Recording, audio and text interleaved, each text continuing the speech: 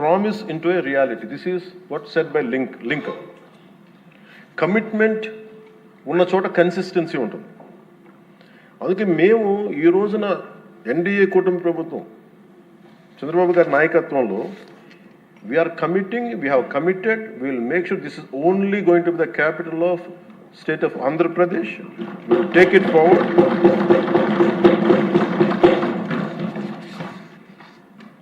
ఎందుకంటే మా ఇంటెంట్ చాలా చాలా క్లియర్గా ఉంది. It's not a simple intent, it's a commitment అధ్యక్ష. ఇదే మేము మాటగా, ఇది మన చట్టసభలో ఇచ్చే మాట. ఒకసారి ఇది కూడా మీకు పటేల్ గారి మాటలు గుర్తు చేస్తాను.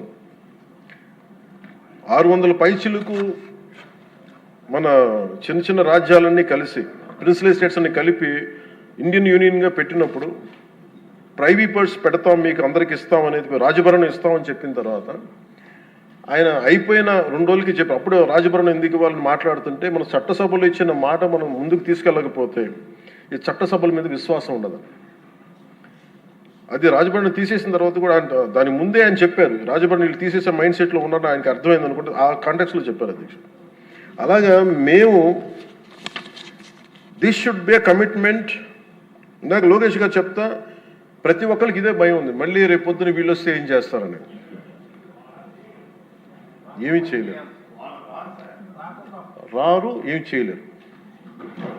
దానికి ప్రతి పెట్టుబడి పెట్టేవాడు, భూమి ఇచ్చిన ప్రతి రైతు, సెంటు భూమి ఇచ్చిన రైతు దగ్గర నుంచి 1,00,000 కోట్లు పెట్టిన మన లక్ష్మీ గారి దాకా ప్రతి ఒక్కరు ఏమడుతుంది, they need stabilities. We have to commit our cells. We will give stability for the 5 crore people of Andhra Pradesh. Through that we stabilise our country Bharat.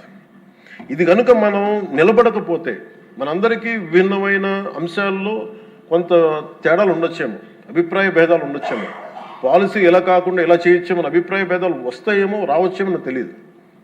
ఇప్పుడు దాకా రాలే, సంతోషం. రాకూడదని నేను కోరుకుంటున్నాను ఖచ్చితంగా. కానీ ఏది ఏమైనప్పటికీ భవిష్యత్తులో మటుకు మనందరం ఒకటే మాట మీద అమరావతి రైతాంగానికి కట్టుబడి ఉండాలి, నిలబడాలి. This is my commitment.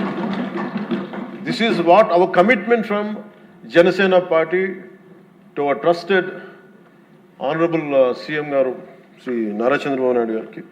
మనస్ఫూర్తి ఇస్ అవర్ కమిట్మెంట్. మేము ఎక్కడికి దీన్ని మాట మార్చం, దీన్ని ముందుకు తీసుకెళ్తాం. దీనికి ఎంత డబ్బులు పెట్టాం, ఎంత డబ్బులు వస్తుంది, వీటన్నిటికంటే కూడా విసిగిపోయాం. 1953 నుంచి ఈ రోజు దాకా ఒకళ్ళు ఏమో అటు బొమ్మ ఉన్నారు, ఇంకొకళ్ళు ఇటు బొమ్మ లేదు, మళ్ళీ ఇటు బొమ్మ అన్నారు. ఎవరి త్యాగాల మీద అయితే అందరికీ భాషా ప్రయుక్త రాష్ట్రాలు వచ్చినాయో, భాషా ప్రయుక్తతో నాందికి పలికిన ఆంధ్రప్రదేశ్కి ఈరోజు ఇంకా మనం కొట్టుమిట్లాడుతూ ఉన్నాం. ఇంకా సెంట్రల్ దగ్గరికి వెళ్ళి దేహాన్ని అడగాల్సి వస్తుంది. మాకు ఇవి ఇవ్వండి, మాకు ఆఫీసులు ఇవ్వండి, లేదా ఇందాక మీరు చెప్పిన ఆ షెడ్యూల్స్ రావాల్సిన ఆఫీసులు కానీ ఇంకా రావాల్సిన ఏమి రాలేదు. ఇంకా అడగాలంటే మన గొంతు చాలా బలంగా ఉన్నాం. సబ్ రీజనలిజం అనే యాటిట్యూడ్ తీసేయాలి మన దగ్గర. మీరు ఉత్తరాంధ్ర, మీరు రాయలసీమ, ఏంటి రాయలసీమ, ఏంటి ఉత్తరాంధ్ర, ఏంటి గోదావరి జిల్లాలో అన్ని కలిపి ఆంధ్ర కాదా? అందరూ మాట్లాడి తెలుగు వాళ్ళం కాదా? అసలు తెలుగు జాతి ఐక్యతగా మనం మాట్లాడుకున్న మైండ్ సెట్ నుంచి నిజంగా బాధ ఏంటంటే మన ఆంధ్ర కన్ఫైన్ అవ్వాల్సి వచ్చింది. ఫైన్, భావంలో తెలుగు జాతి ఉంది కానీ గుండెల్లో ఓకే, మన realities Andhra, okay, let us accept Andhra. మళ్ళీ దీంట్లో కూడా ఇందాక మీరు చెప్తున్నారు, లోకేష్ గారు చెప్తామంటే మీ ఉత్తరాంధ్రకి అవసరం లేదా అంటే, ఇంకా మనలో కూడా మనకి సబ్ రీజన్స్ పెట్టుకుంటే ఈ రాష్ట్రానికి ఎవరు రక్షించలేడు. మన ఇంతమంది ఉండి మీరందరూ చదువుకున్న వాళ్ళు, అద్భుతమైన ఏమంటారు అనుభవం ఉన్నవాళ్ళు,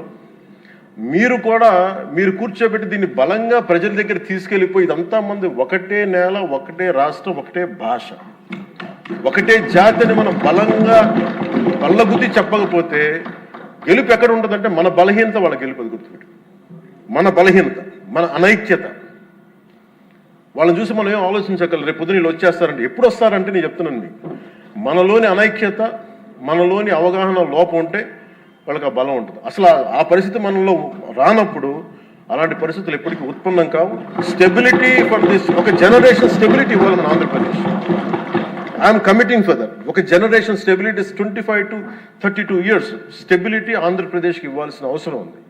ఇది ఈ రోజున ఇక్కడ ఉన్న వాళ్ళు ఎవరు కూడా అధ్యక్ష, ఎవరికి డబ్బులు అవసరం లేదు, ఎవరి పనులు వాళ్ళకు ఉన్నాయి, ఎవరి జీవితాలు వాళ్ళకు ఉన్నాయి, ఎవరు వ్యాపారాలు వాళ్ళకు ఉన్నాయి. నాకు నా ఫిల్మ్ యాక్టింగ్ కెరీర్ ఉంది, నాకు ఇవన్నీ నాకు దీంట్లో నాకు లబ్ధి పొందేది నాకేం అవసరం లేదు. కానీ నా భవిష్యత్తు ఒకసారి స్టెబిలైజ్ అయిన తర్వాత మేము తెలంగాణ నుంచి తిరిగి ఇది మీకు సంబంధం లేదని అనుకున్నప్పుడు ఈ బాధ ఇంకెవరికి రాకూడదని అనుకున్నాం అధ్యక్ష.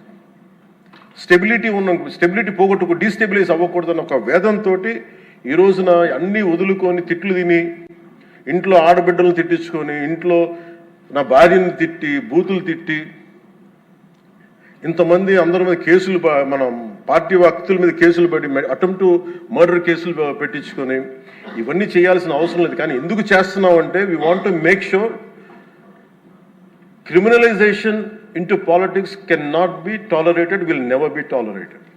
మీ చట్టసభల్లోనే కూర్చొని మేము దాడులు చేస్తాం, ఇష్టారాజ్యంగా కొడతామంటే మేము కూర్చోబెట్టి కామ్గా ఉండే వ్యక్తులు అయితే కాదు.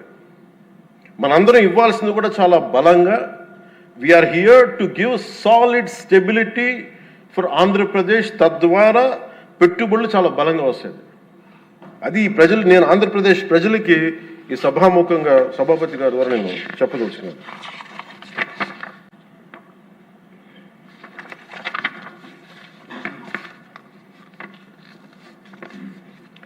చంద్రబాబు నాయుడు గారి దగ్గర నేను ఒకటే చూశాను అధ్యక్ష. నేను ఎక్కడ చెన్నై నుంచి వచ్చాను, నేను హైదరాబాద్కి ఎర్లీ 90s వచ్చాను. 90s వచ్చినప్పుడు నాకు పుస్తకాలు చదివేటప్పుడు నాకు లీ క్వాన్ యూ గురించి తెలుసు. Founder president city state of Singapore. మేము చూస్తుండగా హైదరాబాద్ రూపురేఖలు మారిపోవడం నేను ప్రత్యక్షంగా చూశాను. మేము తిరిగిన మాదాపూర్ కొండల్లో కానీ, లేదంటే ట్రెక్కింగ్కి వెళ్ళిన కొండల్లో కానీ అసలు ఏమీ రాదు, ఏం జరగదని, ఈ కొండల రూపురేఖలు మారిపోతాయా అనేది చాలా ఆశ్చర్యంగా అనిపిస్తే, మేము చూస్తుండగా రోడ్లు వెడల్పోయినాయి. అసలు ఇంత రోడ్లు జనం లేరు కదా, ఇంత రోడ్లు దేనికి అనుకునేవాళ్ళం. అంటే 4 కార్లే కదా, 10 కార్లు వెళ్తాయి. బట్ ఆయన అందరినీ అప్పుడు పేపర్ బాగా చదువుతుంటే మాకు అర్థమేది. ఆయన అందరూ అంటూ ఉండేవాళ్ళు మాటలు, ఏంటి వరల్డ్ బ్యాంకుతో కుమ్మక్కైపోయి చేశారంటే అది ఈజీగా ఉంటుంది ఆ మాట అనేయటం. కానీ దాని విలువ ఈ జనరేషన్ అనుభవిస్తుంది. ఒక పొలిటికల్ లీడర్ నెక్స్ట్ ఎలక్షన్స్ గురించి ఆలోచిస్తాడు. ఒక విజనరీ ఉన్న నాయకుడు వచ్చి తరం కోసం ఆలోచిస్తాడు. బట్ ఖచ్చితంగా అది ఆ దార్శనికత ఉన్న చంద్రబాబు గారు చేసింది. మొన్నగా ప్రతిసారి హైదరాబాద్ టువర్డ్స్ ఎయిర్పోర్ట్ వస్తూ ఉంటే, ఎప్పుడు మాకు ఆ ఫ్లైఓవర్ మధ్య వెళ్తూ ఉంటే నిజంగా ఇందాక చెప్తున్నప్పుడు సికింద్రాబాద్ వచ్చింది, హైదరాబాద్ వచ్చింది. Cantonment is more of Secunderabad, Hyderabad is Nizam. But Cyberabad it's one man's creation. అది మనం యాక్సెప్ట్ చేస్తే, అది మనకి చాలా మందికి అది నచ్చచ్చు నచ్చకపోవచ్చు, కానీ ఒక రియాలిటీని యాక్సెప్ట్ చేస్తారు. ఎందుకంటే అది కూర్చోబెట్టి ఆయన కూర్చొని డిజైన్ చేశారు, ఒక కాన్సెప్ట్ చేసి దాన్ని ఇంతమందితో ఇబ్బంది పడి అందరి చేత మాటలు అనిపించుకొని ఒకసారి రోల్ చేసిన తర్వాత, దాన్ని ముందుకు తీసుకెళ్ళిన తర్వాత, అది దాన్ని ముందుకు తీసుకెళ్ళడం ఎవరికి ఫస్ట్ ఎవరు పెట్టగలరు? అన్ని కష్టాలను అధిగమించి అందరి చేత మాటలు అనిపించుకొని ఎవరు పెట్టగలరు? that credit goes to Honorable CM Sri Chandrababu. We wholeheartedly acknowledge your efforts, sir. We wholeheartedly acknowledge your vision. My commitment to you is that we will stand by. మీరు అక్కడ హైదరాబాద్కి ఎంత కమిటెడ్గా చేశారో, ఈ రోజున పెట్టుబడులు వస్తుంటే మన అమిత్ షా గారితో గౌరవ హోంమంత్రి అమిత్ షా గారితో మాట్లాడుతున్నాం మన మధ్య ఢిల్లీ వెళ్ళినప్పుడు. ఆంధ్రప్రదేశ్ చాలా రాష్ట్రం, దేశంలోని అన్ని రాష్ట్రాల కంటే కూడా ఎక్కువ పెట్టుబడులను ఆకర్షిస్తుంది. దీని ఫలితాలు మీరు ఇంకొద్ది ఇప్పుడు కనిపించకపోయినా కానీ భవిష్యత్తులో మీకు చాలా అద్భుతమైన స్టేట్ కింద వస్తుంది అని చెప్పి మన అందరికీ మనస్ఫూర్తిగా వారి అభినందనలు తెలుసు. అలాగే ఈ రోజున కూటమి ప్రభుత్వం అధికారంలోకి వచ్చిన వెంటనే అమరావతి రైతులకు ఇచ్చిన మాట నిలబెట్టుకుంటూ రాజధాని నిర్మాణ ప్రక్రియను పునఃప్రారంభించు. 25 మే 2వ తేదీన గౌరవ ముఖ్యమంత్రి శ్రీ చంద్రబాబు నాయుడు గారి నాయకత్వంలో గౌరవ ప్రధాని శ్రీ నరేంద్ర మోదీ గారి చేతుల మీదుగా పునర్నిర్మాణం పనులు ప్రారంభించాం. మౌలిక సదుపాయాల అభివృద్ధిని వేగవంతం చేశాం. వరల్డ్ బ్యాంక్ ఏడీబీ నుంచి 15,000 కోట్లు, హడ్కో నుంచి 11,000 కోట్లు, నాబార్డ్ నుంచి 7,387 కోట్లు సమీకరించి పనులు చేపట్టాం. రాజధానికి పెట్టుబడులు రాక మొదలైంది. ఒకేసారి 15 జాతీయ బ్యాంకులు తమ కార్యాలయాల ఏర్పాటుకి శ్రీకారం చుట్టాయి. మరో 28,000 కోట్ల పెట్టుబడులు వచ్చాయి.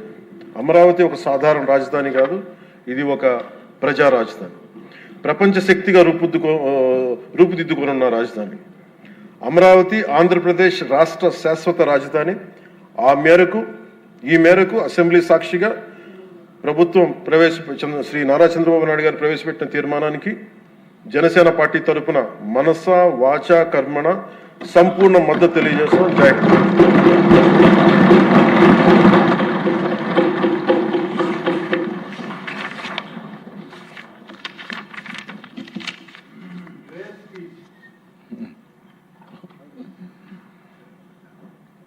ఇప్పటి తీర్మానంపై జరిగిన చర్చకు గౌరవనీయులు సీఎం గారు చంద్రబాబు నాయుడు గారు సమాధానం చెప్తారు.